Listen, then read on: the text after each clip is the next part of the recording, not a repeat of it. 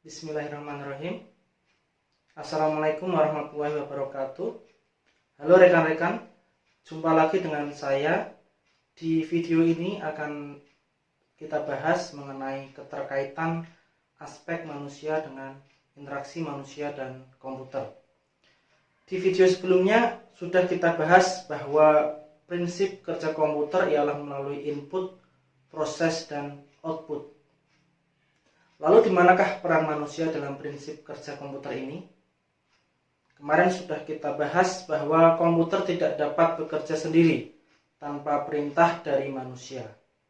Maka dari itu, jelas bahwa manusia berperan sebagai input perintah. Dan kira-kira dari proses komputer tersebut akan menghasilkan apa? Menghasilkan informasi bukan? Informasi ini juga yang akan digunakan manusia, ada yang untuk mengambil keputusan, untuk membantu pekerjaan, dan masih banyak lagi. Jadi kesimpulannya, peran manusia adalah di proses input serta output. Dalam saluran input dan output diperlukan indera manusia yang akan mengerjakan proses tersebut. Antara lain ada indera penglihatan, indera pendengaran, dan indera sentuhan atau kulit. Nah, mari kita bahas satu persatu agar kita mengetahui masing-masing indera ini. Pertama, ada indera penglihatan. Mata manusia digunakan untuk menghasilkan persepsi yang terorganisir akan gerakan, ukuran, bentuk, jarak, posisi relatif, tekstur, serta warna. Dalam dunia nyata, mata selalu digunakan untuk melihat bentuk 3 dimensi. Dalam sistem komputer yang menggunakan layar 2 dimensi, maka kita dipaksa untuk dapat mengerti dan menggambarkan suatu objek pada layar tampilan yang sesungguhnya berupa objek 2 dimensi. Objek 2 dimensi tersebut bisa tergambarkan sebagai objek 3 dimensi dengan beberapa teknik-teknik tertentu. Ada yang dinamakan kontras. Kontras adalah hubungan antara cahaya yang dikeluarkan oleh suatu objek dan cahaya dari latar belakang objek tersebut. Dengan kontras ini kita bisa membaca atau memahami suatu gambar lebih jelas. Ada kontras warna yang baik dan ada pula kontras warna yang tidak baik. Contoh kontras warna yang baik adalah ada warna merah pada latar putih. Pasti gampang dibaca ketimbang warna merah pada latar hitam atau warna merah pada latar hijau.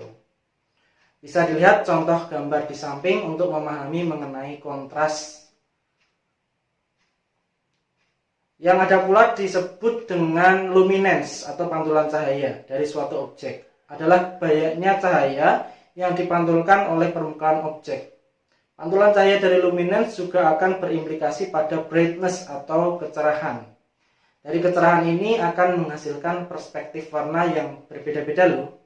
Jadi kalau kalian jadi desainer, hati-hati dengan jangan sampai kalian memberikan brightness yang berlebihan pada suatu objek. Itu adalah hal-hal yang mempengaruhi pandangan dari suatu objek. Di era ini, indera penglihatan atau mata sudah dapat diadaptasi komputer menjadi teknologi yang memudahkan manusia dalam mengerjakan sesuatu. Misalnya yaitu teknologi iris recognition. Teknologi ini merupakan salah satu biometrics yang bergantung pada keunikan pola iris mata. Jadi sekarang ini indera penglihatan selain berperan sebagai pemroses output, sekarang juga jadi media input dalam komputer. Oke, sekarang kita bahas indera berikutnya, yaitu indera pendengaran. Melalui indera pendengaran, proses penerimaan informasi oleh mata menjadi lebih lengkap dan akurat. Suara dapat dijadikan sebagai salah satu penyampaian informasi yang menarik jika disajikan dalam bentuk yang baik dan tidak membosankan. Ada suara bising atau disebut dengan noise. Adanya noise menyebabkan gangguan users untuk mendengar informasi. Nah, sayangnya video yang saya buat belum begitu menarik karena masih banyak noise-nya. Jadi mohon maklum, kita hanya tag video menggunakan handphone saja. Oh ya, pada zaman teknologi seperti sekarang ini sudah tidak asing lagi dengan fitur personal assistant. Fitur ini hampir seluruh smartphone ada dan sangat membantu penggunanya dalam segala hal. Fitur ini menggunakan teknologi pengenalan ucapan atau speech recognition, di mana sebuah sistem komputer dapat menerjemahkan perkataan yang diucapkan oleh manusia menjadi perintah program.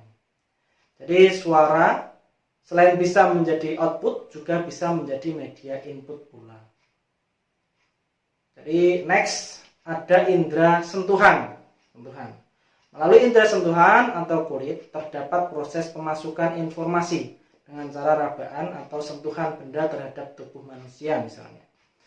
Piranti pendukung seperti model keypad, handphone, keyboard, mouse, tempat dudukan, dan lain sebagainya. Dari sisi input, ada pula fingerprint yang hampir semua perangkat handphone menerapkan fingerprint untuk sistem keamanannya. Oke, untuk video ini saya rasa cukup. Selebihnya silahkan baca materi yang ada di Elena. Berikutnya akan ada materi mengenai hubungan dan keterkaitan aspek teknologi dalam interaksi manusia dan komputer. Tetap stay tune di channel ini ya. Wassalamualaikum warahmatullahi wabarakatuh.